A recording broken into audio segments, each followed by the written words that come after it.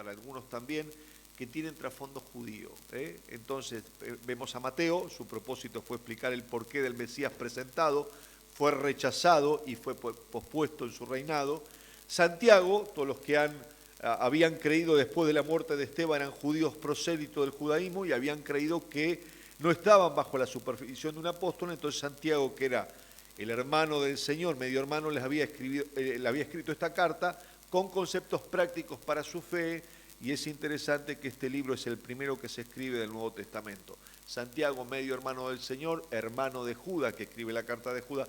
En este caso Santiago, uno de los principales también de la iglesia primitiva, también contexto, por decirlo así, judío. Mateo, Santiago. Primera y segunda de Pedro también podemos ver a los expatriados de la dispersión.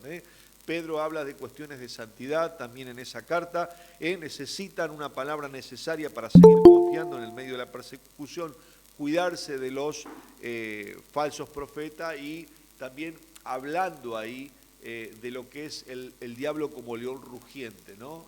Entonces, hablando de humillarse voluntariamente delante del Señor. Y Hebreos que ya lo explicamos, estos hermanos estaban cansando de la persecución y vemos esto. Ahora, ¿cómo lo podemos bosquejar? 3 puntos importantes, si estás tomando nota ahí, sería, el primero es del capítulo 1 al capítulo 6, Jesús como una persona superior, Cristo como una persona superior. Del capítulo 7 al capítulo 10, Cristo es un sacerdote superior.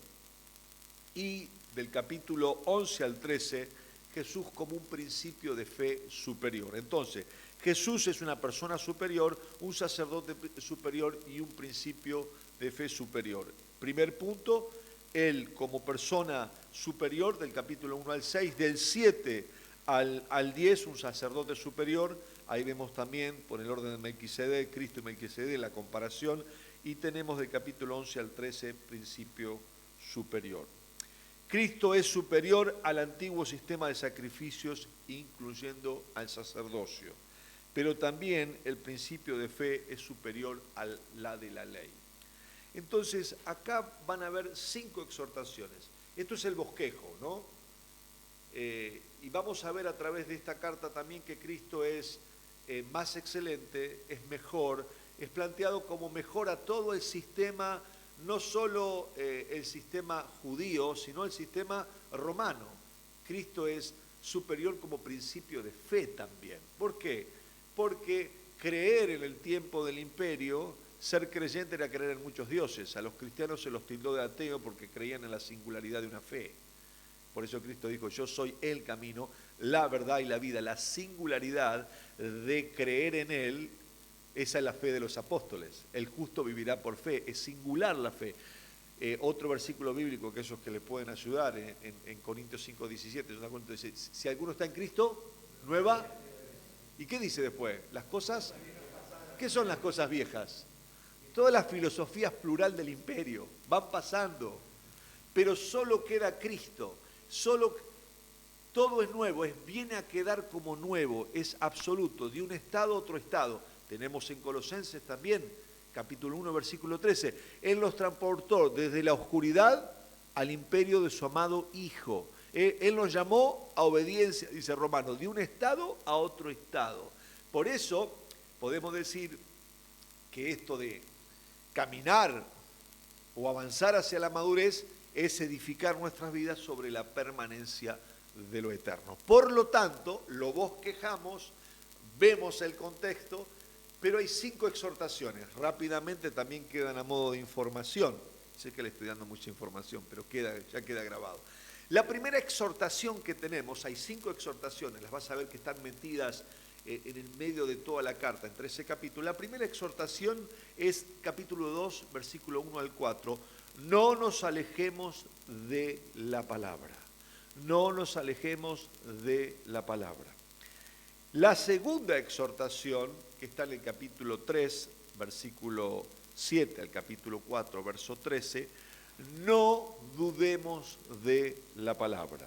No dudemos de la palabra. La tercera exhortación, no nos endurezcamos contra la palabra. Capítulo 5, 11 al 6, 20.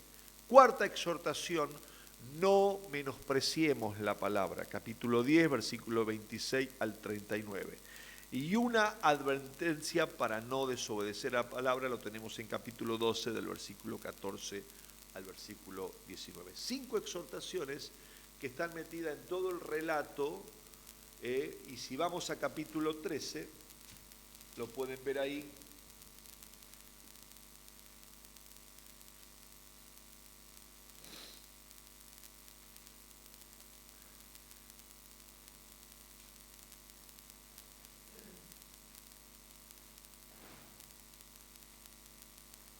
Podemos verlo quizás también en el versículo,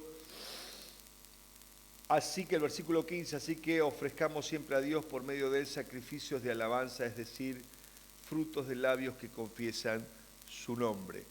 El autor, que no sabemos quién es, también desafía a ellos a, en realidad, a soportar esta misma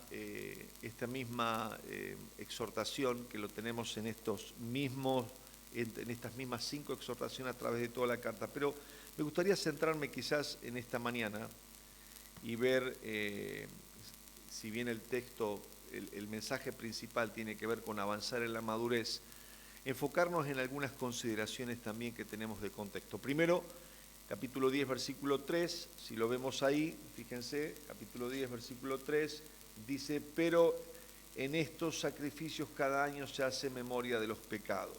El sistema expiatorio no quitaba la culpa, sino que cubría hasta el próximo pecado. Esto es una consideración que tenemos que tener en cuanto al problema de que los judaizantes querían volver a esta iglesia, al antiguo sistema expiatorio, ¿no?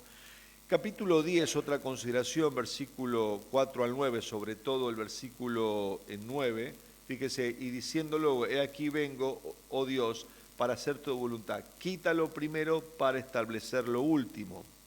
Acá, como dice, ¿cómo se responde a esta voluntad? Con devoción y pasión. Quítalo primero, fíjate lo que dice ahí, quita lo primero, ahí en el versículo 9, para establecer esto último. Si vas al capítulo, esta misma idea, versículo 19, capítulo 10, así que hermanos, dice, teniendo libertad para entrar en el lugar santísimo por la sangre de Jesucristo, por el nuevo y vivo, dice, por el camino nuevo y vivo que Él nos abrió a través del velo, y esto es de su carne. Quítalo primero y establece esto último. El nuevo y vivo tiene que ver con recientemente muerto, recientemente vivo. La idea es, acaba de morir un sistema, comienza un sistema nuevo. Entonces, estas son algunas consideraciones que nosotros tenemos. Estamos saliendo de un sistema antiguo y entrando en un nuevo sistema que está en Cristo. Entonces, la exhortación es sujetarse a la palabra, al cumplimiento de la profecía, habiendo Dios hablado muchas veces y de muchas maneras, pero hoy nos ha hablado por Cristo. Todo concluye en la singularidad y en la fe en el Señor Jesucristo. Así que, otra consideración, el peligro de estos hermanos judíos, por el cual el autor les habla con exhortaciones en tono de advertencia, es volver al antiguo régimen agregando o quitando algo del sacrificio de Cristo, el cual era negar su validez. Entonces, dicho esto, en estos 10 minutos que nos quedan, porque me dijeron que era un culto corto, reflexionamos en esto. Vamos al capítulo 12, y yo tengo que respetar, si no, después no vengo más. Al versículo 12, capítulo 12, y hacemos 3 aplicaciones a nuestra vida con este desafío. Si la carta está diciendo avancemos hacia la madurez, para la iglesia de Formosa sería el mayor desafío, retornemos a la carrera. Si este desafío hermenéuticamente allí fue avancemos hacia la madurez, hermenéuticamente aquí, es decir, allí y ahora, aquello y esto, ¿cómo lo aplicamos hoy? Entonces, ¿cómo lo aplicamos hoy? Retornemos entonces a la carrera. Y acá vamos a ver por qué esto nos pasa. Por lo cual, verso 12, levantar las manos caídas y las rodillas paralizadas y hacer sendas derechas para vuestros pies, para que lo cojo no se salga del camino, sino que sea sanado. Seguir la paz con todo y la santidad, sin la cual nadie verá al Señor. Un texto lindo que muchas veces he explicado de una manera un poquito diferente y cambia completamente. ¿Cómo seguir la santidad? Porque si no, nadie va a ser salvo. No tiene nada que ver con esto. No es un concepto de salvación, sino es un concepto previo de restauración a hermanos que están pasando por una disciplina, no porque se habían ido al extremo, sino porque la disciplina, que no era causa de felicidad, pero sí de gozo por los resultados que traía, Dios estaba en este negocio. Por eso la idea es de mirar los ejemplos de los héroes de la fe para tomar la propuesta de Dios del capítulo 12, porque ese es el verbo principal, corramos la carrera que se nos ha propuesta. ¿Qué dice? Despojándonos de todo peso y del pecado que se nos adhiere, que se nos cola como abrojo. Entonces la idea, hay un verbo principal imperativo que dice, corramos la carrera. Dios nos hizo la propuesta, avancemos hacia la madurez. Pero dice una cosa, ¿cómo avanzamos hacia la madurez? ¿Cómo corremos la carrera? ¿O cómo retornamos a esa carrera? Bueno, mientras vamos corriendo, mírenme, haciendo acá de atleta, nos vamos despojando de todo peso y del pecado que se nos adhiere y corremos de manera liviana. Porque un corredor, ahí en 1 Corintios lo tenemos bien, capítulo 9, versículo 24 adelante, dice, correr de tal manera, no la carrera, pero uno se lleva el premio. Unos corren por una corona corruptible, nosotros por una incorruptible. No vaya a ser que dictando las leyes, siendo heraldo, siendo el organizador, quedes eliminado. Entonces, ahí el corredor pasaba 10 meses frente a 10 jueces, literalmente corría desnudo. Algunos le llaman los de pie suave. Los de pie suave eran de los pies ligeros, los que eran preparados para ir a la guerra. Entonces, era un adiestramiento, pero te abnegabas hasta de lo bueno para hacer lo mejor. Esta es la propuesta. Y dice, ¿de qué manera? Bueno, no solo que me voy despojando de todo peso, te va describiendo cómo correr la carrera, y de las cosas que te pueden hacer mal, poniendo los ojos en Jesús. El imperativo no es poner los ojos en Jesús, es correr la carrera. Pero mientras voy corriendo las carreras, voy mirando a Jesús, voy sacándome todo peso y me voy descolando de todo pecado que me asedia para terminar bien la carrera. Ahora, cuando yo decido correr mi carrera, indudablemente que ahí entro en un proceso de disciplina. Y la disciplina de Dios te va a llevar a volver a la carrera. Y este es el capítulo 12. La disciplina de Dios te lleva a la carrera. Porque ¿cómo te encuentra espiritualmente? 3 cosas. Falto de poder para correr. Es eso, es falto de poder. Pero también, no solo que podemos ver ahí falto de poder, quizás también falto de pureza. Falto de poder, falto de pureza. Capítulo 12, versículo, por lo cual levantar las manos caídas y las rodillas paralizadas. Retornar a la carrera por falta de poder. ¿Qué quiere decir esto? ¿Sabes qué? Las manos eran sinónimos de poder. Los judíos cuando oraban levantaban las manos mirando hacia Jerusalén, desde cada sinagoga, porque desde ahí venía la gloria de Dios. Y la idea es un técnico que le dice a un corredor, hey, ya está, vamos, adelante, despertado, a espabilarse.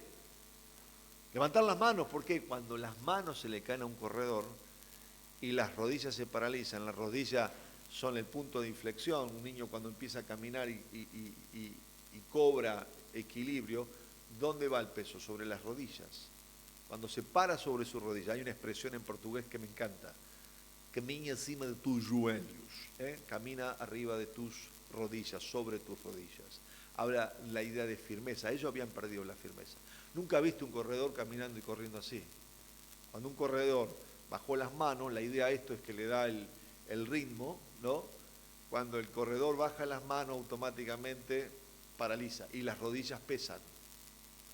Entonces se paraliza. Este era el estado, era la pérdida de poder del creyente por haberse distraído. Por eso las exhortaciones, por eso la figura de Cristo como el mejor. Por eso no te decía, no te comas la influencia y la presión que viene de afuera. No podés agregarle a Cristo. En Cristo lo tenés todo, Cristo es suficiente. En Cristo estamos completos. Entonces, acá viene cómo recuperar la carrera perdida o cómo volver a la carrera. Cuando Dios está tratando contigo, la primera cosa que Dios te va a decir, hay que recuperar el poder.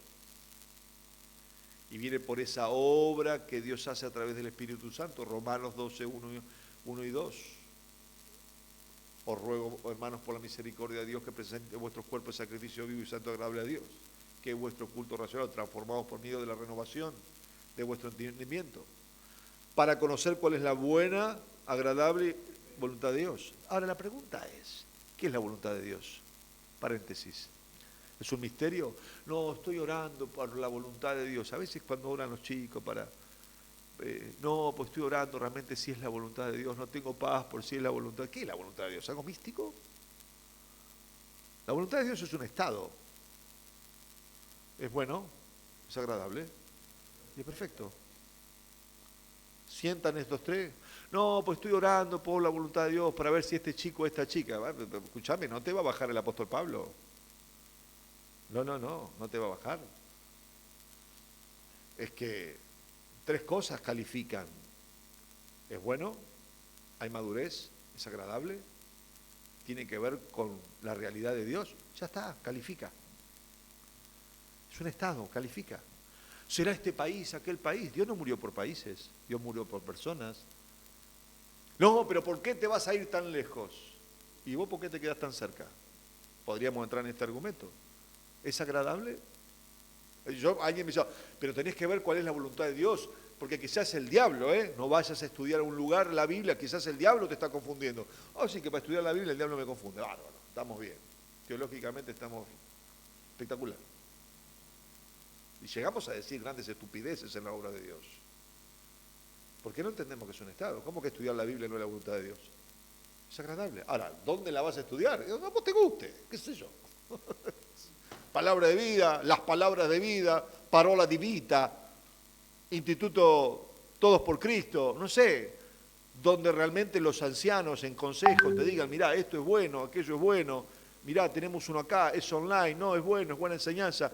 Vas buscando consejo, es agradable, bueno y perfecto. El lugar, independiente. Estados Unidos, China, si sabes chino, andá a estudiar China.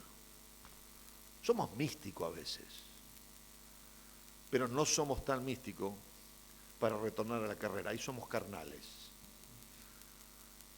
Nos gustan nuestros argumentos, nos gustan nuestros principios, nos gustan nuestras cosas.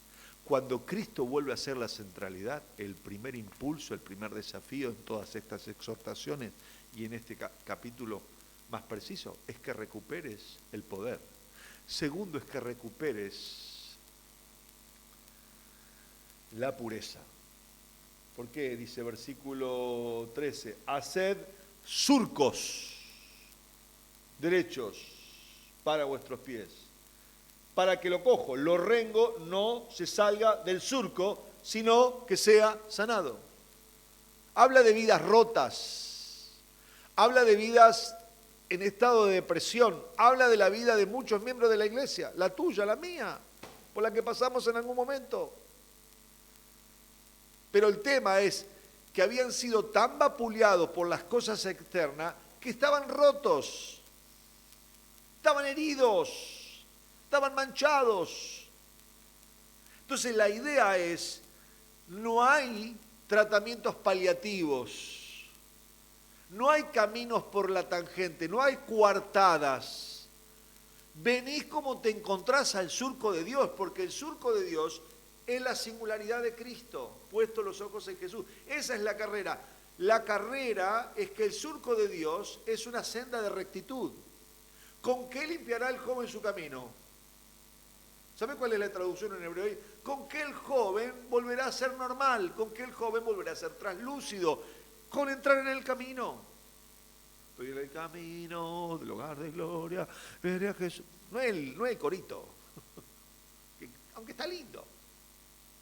Es volver a los principios básicos de la fe. Cristo como principio de fe superior. Cristo como sacerdote superior. Y ya lo vimos. Cristo como persona superior. Y la Biblia te va a exhortar para que vuelvas a la carrera. Primero, tenés que recuperar el poder en el Espíritu Santo de Dios, ser lleno del Espíritu Santo de Dios. Segundo, es recuperar la pureza. ¿Por qué? Porque por el ejercicio de estar en el camino de Dios te vas a sanar. Esa es la idea. Yo siempre digo, cuando jugabas al fútbol y te ponían para mitigar el dolor, no te infiltraban. La infiltración mató a un montón de jugadores. ¿Por qué? Porque te infiltran, jugar, seguir rompiendo y no te duele, pero seguir rompiendo. Y los creyentes muchas veces nos gusta que nos infiltren. No le tenemos miedo a la cirugía, porque en la cirugía el Espíritu de Dios te anestesia, es decir, te entregás y Él hace la obra. No nos gusta perder el control cuando nos anestesian. Queremos ver. Mira, yo me hice 2 endoscopías y me fue un amigo conmigo. Las 2 me las hice sin anestesia. Y uno me dice, sos un animal. Y la verdad que sí, sufrís como un animal. Porque quería mirar la camarita cuando me metía, ¿viste? Y las lágrimas. Digo, no, yo controlo la cámara, ¿qué es lo que me están dando? Y uno, el que me había acompañado, me dice, vos sos una bestia. Me dice, no, a mí dormime y me olvido.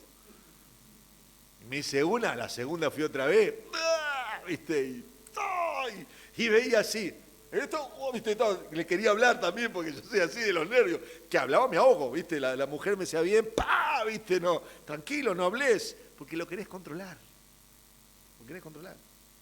La última, coloscopía y endoscopía, le dije, dormime porque no quiero ver nada. No quiero ver nada. Entonces digo, plum, me dormí, me desperté y la verdad que me desperté hablando parecía Maradona. Me hicieron un video porque salí del coche y decía, estoy bárbaro, me lo hicieron, se hizo, mira, en serio, te voy a mostrar ese video, lo miraba, digo, ¿y cómo está? Me dice, Sergio, estabas drogado, y fue un momento de éxtasis, le digo, salí, no sé, pero el anestesista le digo, aguante Román Civilotti, espectacular, claro, salí y digo, una sensación de felicidad, todos por la patria, hippie. Dice, bueno, tiene que estar un día sin comer. Digo, no, vamos a comprar pizza.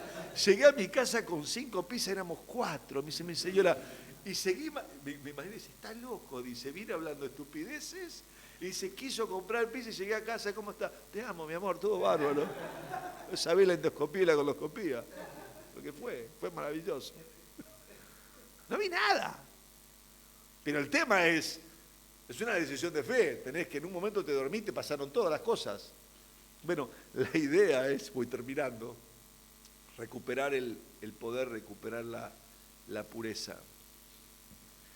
Pero también yo creo que sobre todas las cosas, dice acá, seguir la paz con todos y la santidad de la cual nadie verá al Señor. La iglesia debe recuperar la paz. Porque esto habla de construir el testimonio. Este es el mensaje. Cuando vos recuperás el poder y la pureza, Dios comienza a hacer una obra y que estás en paz. Y la gente comienza a ver en vos a Dios, la santidad de Dios, y cree que Dios está en vos. Creo que como iglesia debemos recuperar eso. Recuperar la carrera que perdimos y avanzar hacia la madurez bajo estas 3 cosas, estas 3 exhortaciones prácticas para la iglesia de Formosa. Debemos recuperar el poder, levantar las manos caídas, las rodillas paralizadas. Debemos recuperar la pureza, volvemos a poner nuestra vida como nos encontramos en la rectitud de Dios y por ende yo creo que es recuperar la paz. Y la paz que sobrepasa todo entendimiento. ¿Guardará qué? ¿Te lo traduzco? Guardará la velocidad con que pensamos en momento de ansiedad y la velocidad con que sentimos en momento de... Por eso si hay algo digno, si hay algo puro, en esto pensar. Cuando la vida está controlada por la paz de Dios, los sentimientos y los pensamientos están en el camino recto. No hay excitación, no hay depresión, no hay nada te agarra por sorpresa.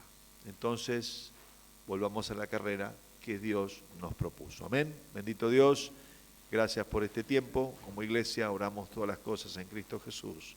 Amén y amén.